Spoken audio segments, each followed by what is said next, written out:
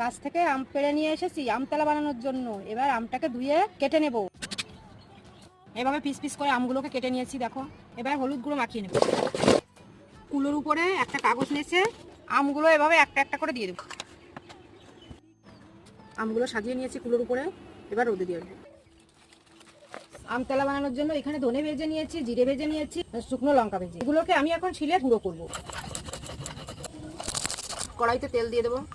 তেল গরম হয়ে গেছে, এবার দেবো কয়েকটা শুকনো লঙ্কা, দিয়ে দেবো রোদে দেওয়া আমগুলো। তেল দিয়ে আমগুলো হালকা একটু ভেজে নিয়েছি, লঙ্কা ভেজে গুঁড়ো করে নিয়েছি, লঙ্কার গুঁড়োটা দিয়ে দেবো। দিয়ে ভালো করে একটু মিক্স করে নেবো। জিরে ভেজে গুঁড়ো করে নিয়েছি, এটা এবার এর সঙ্গে মিক্স করব।